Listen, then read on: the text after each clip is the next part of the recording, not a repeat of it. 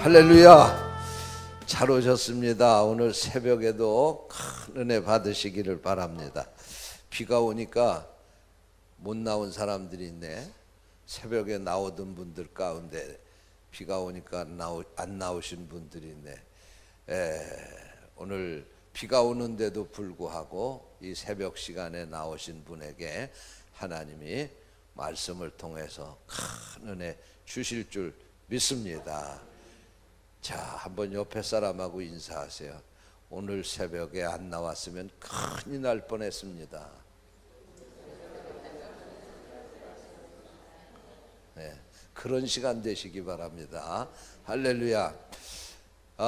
서울대학교에서 공부를 하고 학사 석사 과정을 거치고 미국의 하버드 대학교에 가가지고 박사 학위를 받은, 그래서 교수하려고 갔다가 하나님의 부르심을 받고 선교사로 사명을 감당하기 위해서 저 몽골로 갔다가 지금서부터 한 2013년이니까 한 5년 전이군요. 5년 전에 인도네시아 선교사로 가신 이용규 선교사라고 하는 분이 계십니다. 그분이 책을 여러 가지 썼는데 그분이 쓴 책이 아주 참 좋은 책이 있어요. 뭐 내려놓음, 또 더 내려놓음, 뭐 그런 책들이 우리나라 기독교 서적 가운데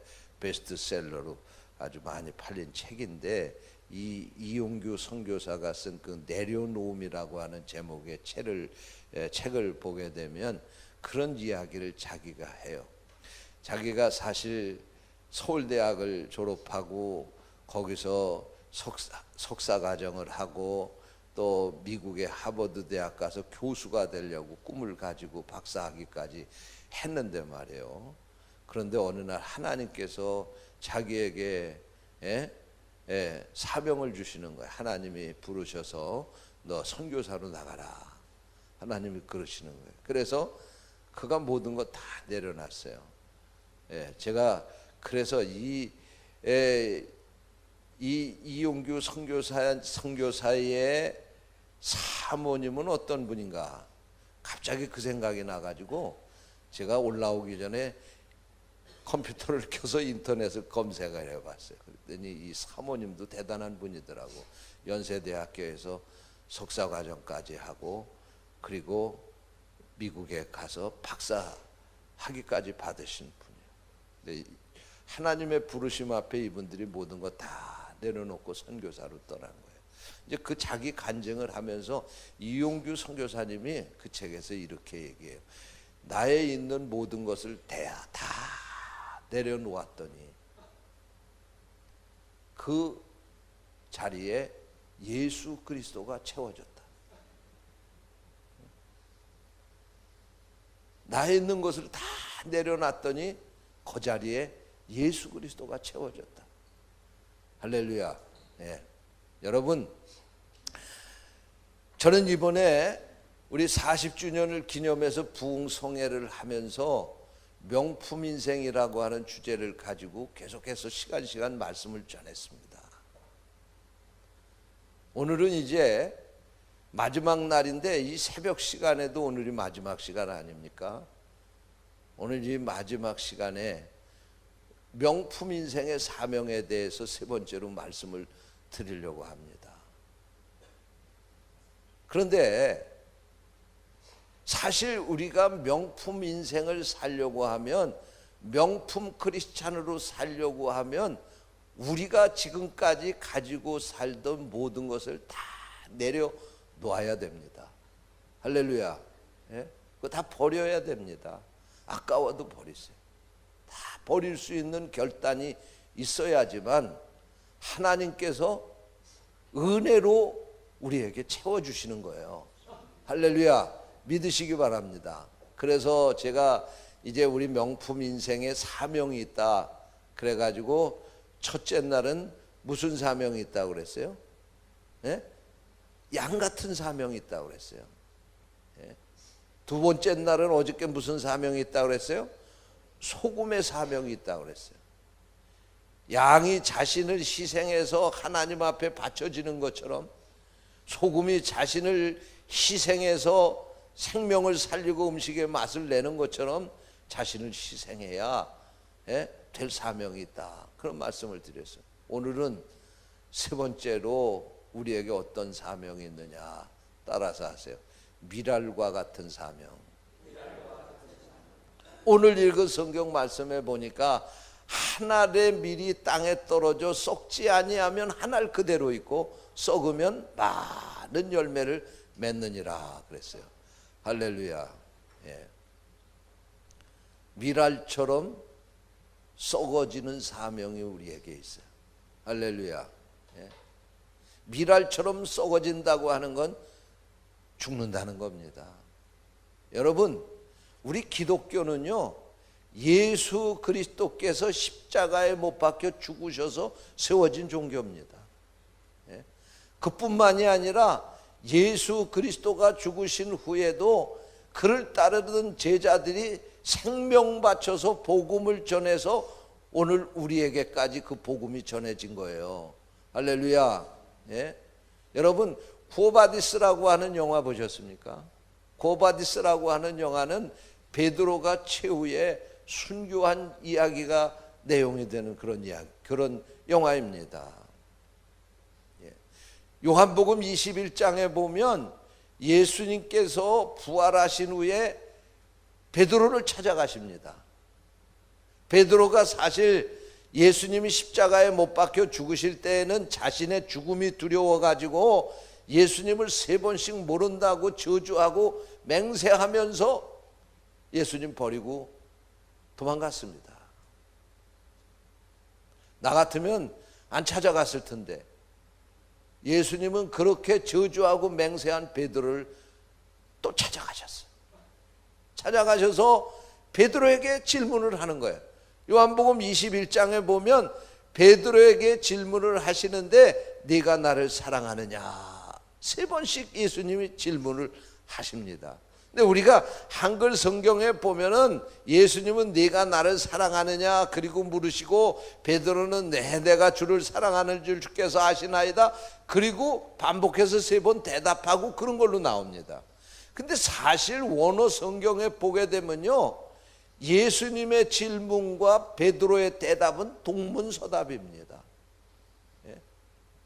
예수님이 베드로에게 질문을 합니다. 네가 나를 사랑하느냐 그리고 질문을 하는데 아가파스메 그리고 질문합니다.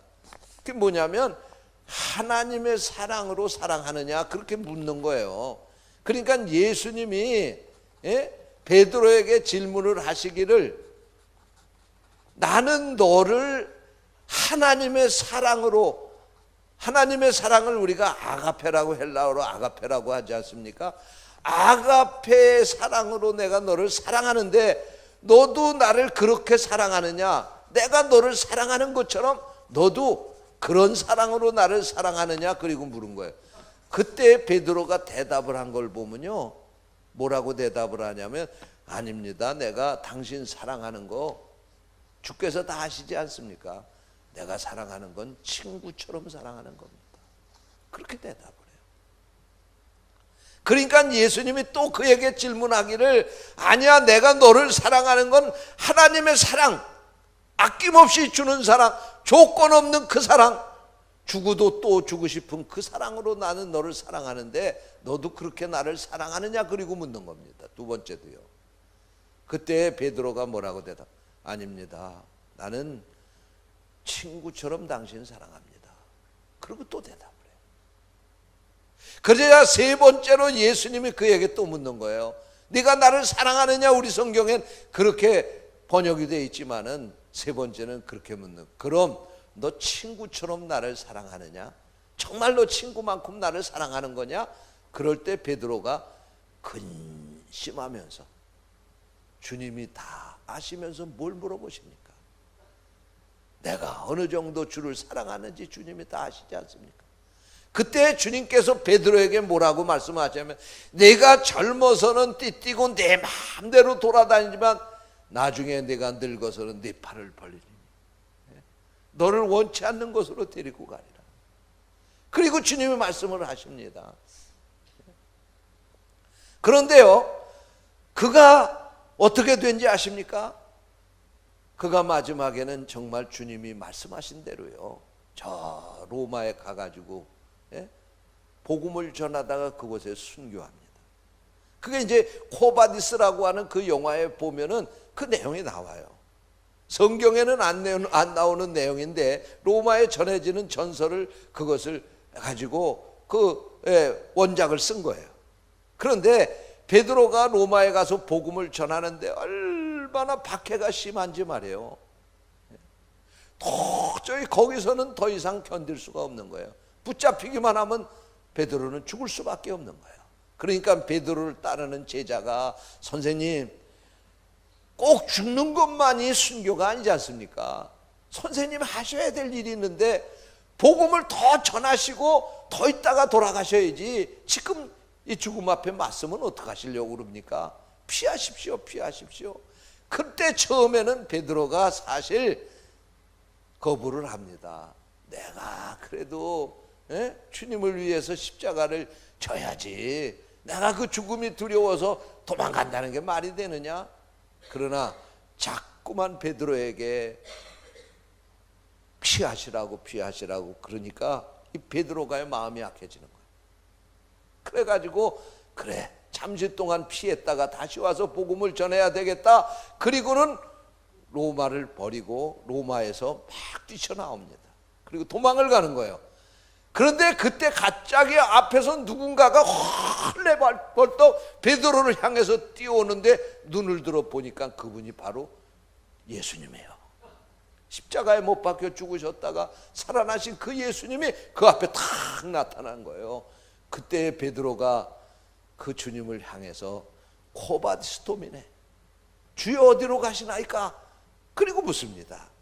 그때 그 베드로가 나는 네가 버리고 나온 저 로마를 향해서 간다. 그때 베드로가 거기서 고꾸라집니다. 주님 안 됩니다. 제가 가겠습니다. 주님 나를 위해서 십자가에 못 박혀 죽으셨는데 또다시 죽으시기 위해서 가신다니요? 이제는 제가 가겠습니다. 그리고는 베드로가 거기서 180도 돌아서 다시 로마를 향해서 가. 그래서 결국은 로마에 가서 붙잡혀가지고 베드로에게 사형 선고가 내려지게 됩니다. 여러분, 그 당시에 로마 시민권을 가진 사람에게는 사형 방법이 달랐어요. 그래서 베드로는 로마에 가서 복음 전하다 붙잡혀서 죽었는데 베드로에게 내려진 사형 방법은 참수형이었습니다. 목을 잘라 죽이는 사형이었어요. 죽이는데도 사형 방법에도요, 로마 시민이냐 아니냐에 따라서 차별이 있었어요. 목이 잘려서 죽으면 잠깐 동안, 목 잘리는 동안, 그냥 잠깐 동안 그 순간 지나면 아무것도 모르는 거 아니에요. 그러나 십자가에서 달려 죽는 거는 온종일토록 그 십자가에서 며칠씩 죽을 때까지 거기에다 달아놓으니 얼마나 그 고통이 심한지 말로 할 수 없는 거예요. 그러니까 사람을 죽이는 방법 가운데 가장 잔인한 방법이 십자가형인 거예요. 그러니까 로마 사람들은 로마 시민이 아닌 사람들에게 사형을 시켜도 이 잔인한 방법으로 사형을 시킨 거예요. 베드로가 바로 사형 선고를 받고 십자가형이 그에게 내려지게 됩니다. 그래서 그가 형장으로 끌려갑니다. 십자가가 세워집니다. 그리고 베드로가 거기 달려지게 되는데 사형 집행관이 베드로에게 이 얘기를 합니다. 베드로, 마지막으로 할 말이 있는가? 그때 베드로가 이렇게 말합니다. 여보시오, 나는 오늘 저 주님이 지신 영광스러운 십자가에 달리게 되었어. 그런데 내가 어떻게 주님처럼 똑바로 십자가에 달릴 수가 있겠소? 나를 거꾸로 매달아 주시오. 이것이 내가 마지막 말 할 것이오. 마지막 말이오. 그래서 베드로는 그곳에서 십자가에 거꾸로 달려 죽었다는 겁니다. 바로 그 자리에, 베드로가 달려 죽은 그 순교한 그 자리에 베드로 대성당이 세워진 거예요. 그래서 우리가 성지순례 가면 로마에 가서 베드로 대성당에 가서 보게 되는데 바로 그 자리가 베드로가 순교한 자리에 세워진 성당입니다. 여러분, 베드로가 자기의 생명을 바쳐서 마지막 십자가 지고 죽음으로 전해진 그 복음이 오늘 우리에게까지 온 거야. 할렐루야. 그래서 오늘 우리가 예수 믿고 구원받은 거예요. 예수님이 십자가 지고 돌아가셨는데 예수님만 십자가 지고 돌아가신 것이 아니라 그 후에 그 제자들이 이처럼 자기의 생명을 바쳐서 아낌없이 복음을 전하다가 죽음으로 오늘 그 복음이 전해져서 오늘 우리도 예수 믿게 된 줄로 믿습니다. 예수님 말씀하시기를 아무든지 나를 따라오려거든 자기를 부인하고 자기에게 맡겨진 십자가를 지고 나를 쫓으라고 말씀하셨습니다. 할렐루야. 제자들이 순종해서, 믿음의 선배들이 순종해서 이 십자가의 길을 걸어서 오늘 우리에게까지 복음을 전해 준 겁니다. 그러므로 기독교의 진수는 십자가입니다. 예수님의 십자가, 그것이 바로 내 십자가입니다. 여러분, 우리가 주님을 사랑한다고 하는 그 사랑이 뭡니까? 십자가입니다. 주님이 왜 십자가에 달려 죽으셨습니까? 우리를 사랑하셨기 때문에 자기의 생명을 십자가에서 내놓으신 것 아닙니까? 여러분, 우리가 주님을 사랑한다고 하는 것이 십자가로 나타나야 되고, 우리가 이웃을 사랑해서 죽어가는 그 영혼을 구원해야 되겠다고 하는 그 사랑하는 마음이 십자가로 나타나게 될 때 명품 크리스찬의 마지막이 아름답게 장식되는 것입니다. 할렐루야. 우리도 십자가의 길 가야 되는 거예요. 예수님이 죽으셔서 오늘 우리를 구원해 주신 것처럼 제자들이 내 자신의 생명을 내놓고 죽어서 오늘 우리에게 복음을 전해준 것처럼 오늘 우리도 죽어야 됩니다. 우리가 가야 될 마지막 길은 십자가의 길입니다. 세상 사람들은 자기 살기 위해서 살다가 죽는데 우리 명품 크리스찬은 내가 살기 위해서 죽는 것이 아니고 나를 죽여서 다른 이를 살려야 될 사명이 있다는 사실을 믿으시기를 바랍니다. 제가 언젠가 우리 기독교 타임즈에도 글을 쓰면서 그 글을 썼고 우리 교회에서 설교할 때도 그런 예화를 사용한 적이 있는데, 시골에서 목회하던 어떤 목사님이 목회를 하러 갔는데 장로님이 그 교회 한 분이 계신데 얼마나 장로님이 사사건건이 목회하는 거를 다 간섭을 하는지 이 목사님 목회하기가 어려운 거예요. 그래가지고 이 목사님이 하나님 앞에 그렇게 기도를 했다는 거예요. 하나님, 저 아무개 장로님을 손을 좀 봐주시든지 아니면 나를 다른 교회 가서 좀 편안하게 목회할 수 있게 해달라고 오랫동안 기도를 하는데 어느 날 꿈속에서 주님이 나타나셨더래요. 주님이 나타나가지고는 아무개 목사야, 너 얼마나 힘드냐. 예, 주님 어떻게 내가 힘든 걸 아시나요? 그럼 내가 알고 말고 네가 기도하는 거 내가 다 들었다. 그런데 너 한번 생각해봐라. 나도 가룟 유다 손 못 보고 죽었지 않냐? 예? 근데 내가 어떻게 너희 교회 장로를 손을 봐주겠냐? 내가 가룟 유다 손 못 보고 죽으니까 다 해결되더라. 그러니 너도 죽어라. 그렇게 주님이 말씀을 하시더래요. 그래서 그때부터 이 목사님이 그래, 아무개 목사는 죽었다. 그리고 생각하니까 아무것도 문제가 안 되더라는 거예요. 여러분, 죽은 사람에게 무슨 문제가 있어요? 죽으면 다 끝난 건데 죽은 사람에게 무슨 문제가 있어요? 여러분, 죽어요. 예? 왜 부부간에 갈등이 있어요? 내가 살았으니까 갈등이 있는 거야. 내가 죽어요. 죽으면 문제될 게 아무것도 없는 거야. 예? 내가 죽어서 살면 되는 거야. 할렐루야. 세상에서 살 때에도요, 내가 죽으면 다 해결되는 거야. 근데 요놈의 자존심이 살아가지고 이게 발동을 하니까 문제가 생기는 거야. 욕심이 살아가지고 자꾸만 이 욕심이 뻗쳐나오니까 문제가 생기는 거야. 여러분, 모든 문제 해결은 죽는 겁니다. 죽으면 끝난 거예요.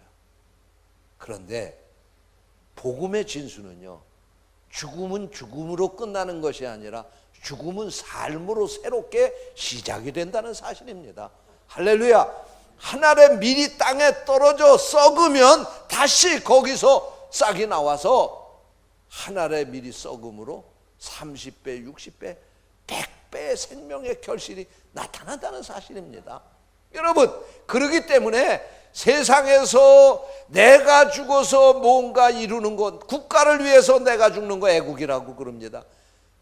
그것도 귀한 일이지만 내가 죽어서 더 많은 생명을 살릴 수 있다고 하면 이거야말로 얼마나 값진 것이겠습니까? 오늘 우리가 믿음에서, 믿음 안에서 산다고 하는 것은 십자가의 길을 가는 것입니다. 죽음을 두려워하지 마십시오. 그리고 여러분이 십자가를 지고 갈 각오만 되어 있다고 하면 아무것도 문제가 되어 있지 않습니다. 왜 문제가 있습니까? 십자가 내가 지지 않으려고 하기 때문에 문제인 것입니다. 네? 교회에서 무슨 일을 맡기려고 하면 전부 다 핑계가 되는 걸 보면은 다 내가 십자가 안 지겠다고 핑계라는 거예요. 목사님, 나 시간이 없어요. 목사님, 나 뭐 때문에 못해요. 또 나이 좀 드신 분들, 시어머니 되신 분들 뭐 속장이라도 하나 맡기면 나는 손주 키워야 되기 때문에 못 맡는다고, 그리고 다 그러는 거예요. 그 십자가 피하는 거예요. 힘드니까 아무나 못하는 거지. 십자가의 길이니까 아무나 못 가는 거지. 믿음 없이는 갈 수 없는 길이 십자가이고, 주님을 사랑하는 마음이 뜨겁지 않고는 갈 수 없는 길이 십자가의 길입니다. 그러나 명품 크리스찬이 가야 할 마지막 길은 이 길입니다. 여러분, 이 길을 피하고 어떻게 주님 앞에 우리가 떳떳하게 설 수 있겠습니까? 오늘까지 우리는 믿음 안에 산다고 하면서도 이걸 자꾸만 피하려고 하는 거예요. 그러니까 명품으로 살 수가 없는 거예요. 여러분, 마지막까지 명품 크리스찬으로 살기를 원하십니까? 십자가의 길 가야 됩니다. 그 길을 가야지만 거기에 생명의 열매가 주렁주렁 맺히게 되는 것입니다. 여러분, 십자가를 두려워하지 마십시오. 십자가는 모든 것이 끝나는 절망이 아니라 십자가는 새로운 생명을 잉태하는 새로운 소망입니다. 여러분, 십자가의 길은 모든 것이 다 끝나고 죽는 것이 아니라 그렇게 죽음으로 더 많은 것을 살려내는 하나님의 능력인 것입니다. 그러므로 여러분, 오늘 정말 우리가 명품 크리스찬이 되었다고 하면 마지막에 십자가 지고 주님 앞에 마지막 나의 생명을 드리는 것으로 우리의 인생을 마감해야 될 것입니다. 우리에게 사명이 있습니다. 그것은 십자가를 지라는 것입니다. 주님이 나를 따라오려거든 십자가를 지고 따라오라고 하셨습니다. 이 길을 가는 것, 이것이야말로 우리 명품 크리스찬의 길이라고 하는 사실을 기억하시고 이 길을 가시기를 주님의 이름으로 축원합니다. 죽으라고 하니까 아멘 안 하는 사람이 두 사람이 있네. 십자가의 길 가시기 바랍니다. 이 길은 죽는 길이 아니고 사는 길입니다. 이 길은 저주가 아니고 축복입니다. 이 길은 절망이 아니고 소망입니다. 십자가의 길을 가는 성도들이 되시기를 축원합니다. 우리 찬양하겠습니다. 우리 조금 전에 부른 금보다도 귀하다, 이 찬양 같이 부르시고 오늘 이제 우리가 기도하는데, 하나님, 내가 그 십자가의 길 가겠습니다. 자식들을 위해서도 내가 부모로서 십자가의 길 가겠고, 내 남편을 위해서도 내가 십자가의 길 가겠습니다. 아내를 위해서 내가 십자가의 길 가겠습니다. 오늘까지 내가 죽지 않아서 문제였습니다. 나를 죽여주옵소서. 그리고 나의 인생 마지막 십자가의 길 가다가 영광스럽게 주님 앞에 설 수 있게 해주옵소서. 그리고 우리가 기도하다가 또 내가 가지고 온 기도의 제목 가지고 기도하다가 자유스럽게 돌아가시겠습니다. 손에 있는 부귀보다 주를 더 사랑하는가,